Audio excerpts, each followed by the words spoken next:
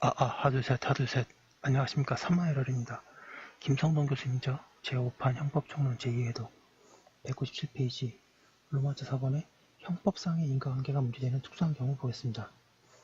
1번에 독립행위의 경합과 누적적 인과관계가 문제되는 사례.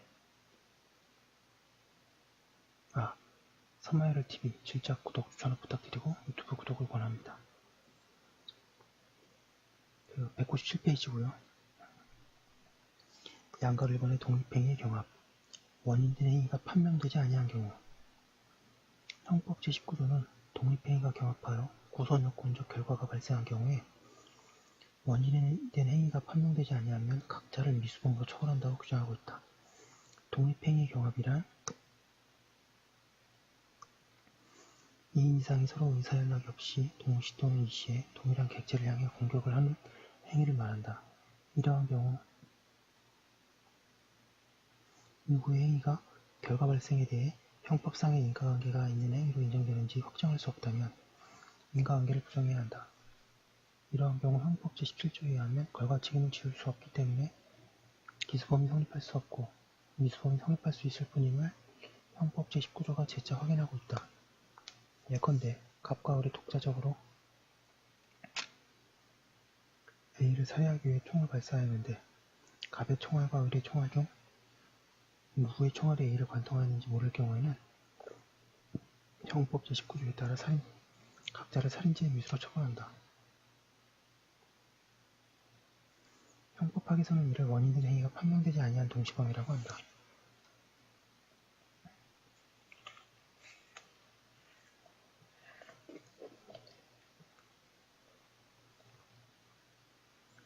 방가로 이번에 원인된 행위가 판명된 경우 경합된 독립행위 가운데 어느 행위가 결과 발생의 원인이 판명되었는지 판명된 경우에는 예컨대 A의 심장에 박힌 총알이 갑의 총알이고 을의 총알이 빗나간 것으로 밝혀졌다면 원인된 행위가 판명된 독립행위가 경합한 경우로서 198페이지에 갑은 살인기습죄, 을은 살인미습죄로 처벌된다. 이를 원인된 행위가 판명된 동시범이라고 한다. 양가로 이번에 누적적 인과관계가 문제되는 사례. 누적적 인과관계가 문제되는 사례란 그 자체만으로는 결과 발생에 이를 수 없는 독립된 행위들이 누적되어 결과 발생에 이른 경우를 말한다.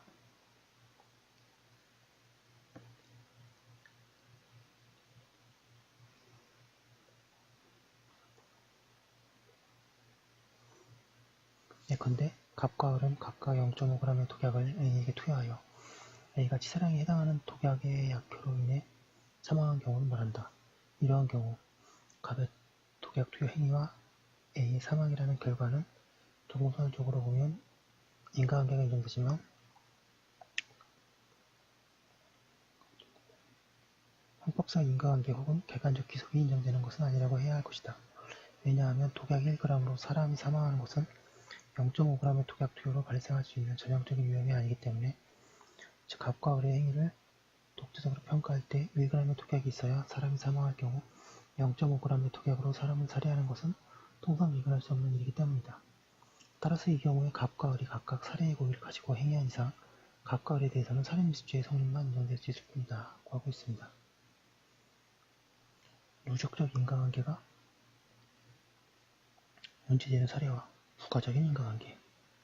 독립된 행위가 차례로 결과에 영향을 미쳐 결과 발생에 이른 경우에 누적적 인과관계가 문제되는 경우가 해당할 수 있다. 독립행위 경합을 누적적 인과관계가 문제되는 사례로 취급하려면 각각의 독립행위가 그 하나만으로는 결과 발생에 이를 수 없다는 점이 전제되어야 한다. 만약 하나의 독립행위만으로 인과관계가 인정될 수 있는지의 여부가 문제되는 경우라면 원인된 행위가 판명되지 않은 경우에 해당하여 각 독립행위는 미수로 취급된다. 다른 한편 공동의 목표를 가진 수인의 행위자들이 단독행위로는 결과 발생에 이를 수 없는 수개의 행위를 공동으로 하여 그 행위들이 누적되어 결과 발생에 이른 경우는 독립행위가 아니라 공동행위이기 때문에 그 부분 행위를 전체로서 고려하여 결과 발생 간의 인과관계를 판단해야 한다. 따라서 그러한 경우는 누적적 인과관계가 문제되는 경우라고 하지 않고 부가적인 인과관계가 문제되는 사례라고 할 수 있다. 이에 관해서는 공동정범의 인과관계본 참고. 199페이지에 2번 초월적 인과관계와 단절된 인과관계가 문제되는 사례. 양가를 보내 초월적 인과관계가 문제되는 사례. 초월적 인과관계가 문제되는 사례란 결과가 제1행위와 분리된 다른 조건에 의해 실현되어 제1행위가 결과 발생에 기여하지 못하게 된 경우를 말한다.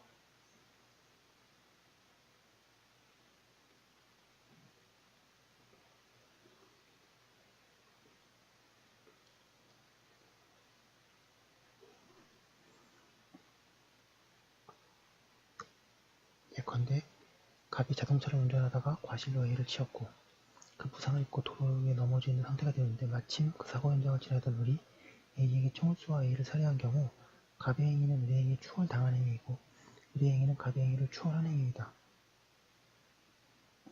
추월적 인과관계에서 이 인과관계의 인정 여부가 문제되는 행위는 추월당한 행위이다. 이 경우 갑의 행위는 A의 사망에 대해 인과관계를 부정된다. 왜냐하면 을의 행위가 갑이 진행시킨 인과적 진행과정을 추월하여 갑의 행위로 인해 진행되던 인과관계를 단절하였기 때문이다. 인과관계의 단절 요건과 소급금지론. 이와 같이 추월한 행위와 결과 간의 인과관계가 인정되어 추월된 행위와 결과 간에 진행되던 인과의 사슬이 끊어지면 추월된 행위의 인과관계는 단절된다. 진행되던 최초의 인과관계가 단절되려면 후행 조건이 선행 조건에 의해 시작된 인과적 사슬을 끊고 새로운 인과의 세계에 개시해야 한다.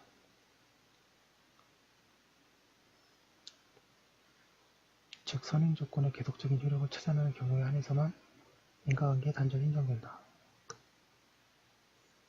예컨대 갑의 차에 부딪힌 A가 도로에 쓰러진 상태에 있는데 을이 그 상태를 이용하여 A를 총으로 살해하는 행위로 나아가는 경우가 그러하다.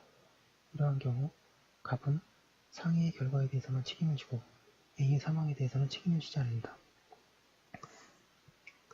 A의 사망의 결과는 갑이 발생시킨 위험이 실현된 것이 아니라 을이 새롭게 만들어낸 위험이 실현된 것이기 때문이다. 이와 같이 추월한 행위와 결과 사이의 인과관계가 인정됨에도 불구하고 추월된 행위를 다시 소급시켜 결과와 인과관계를 인정해서는 안 된다는 이론을 소급금지 이론이라고 한다.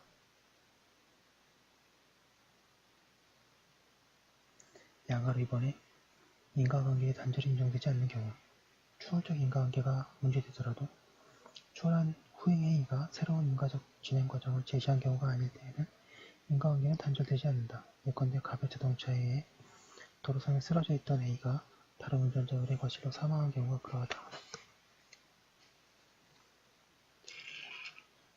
200페이지에 이러한 경우 갑의 행위는 을의 후행 과실행위가 개입되었음에도 불구하고 여전히 A의 사망에 대해 조건설 내지 합법직접 조건설의 의미의 인과관계가 인정된다. 왜냐하면 갑은 최초의 과실행위를 통해서 A가 뒤따라오는 자동차에 다시 치일 수 있는 상태를 만들었기 때문이다. A의 사망에 대한 객관적 귀속도 역시 긍정될 수 있다. 갑의 과실로 인해 발생된 구체적인 위험이 A의 사망이라는 결과로 실현된 것이라고 말할 수 있기 때문이다. 즉 자동차 사고를 일으켜 피해자를 길바닥에 쓰러뜨리면 제3자에 의해 다시 자동차에 치일 수 있는 위험이 있고 그를 통해 사람이 사망에 이를 수 있음은 통상 예견 가능한 일이라고 할 수 있기 때문이다. 이러한 경우에 갑이 진행시킨 인과적 진행 과정은 을의 후행행위에 의해 단절되었다고 할 수 없는 것이다. 따라서 갑을 모두에게 과실치사죄가 인정되고 두 사람의 행위는 원인된 행위가 판명된 동시범으로 처리한다. 예, 200페이지까지 했고요. 오늘 한 것은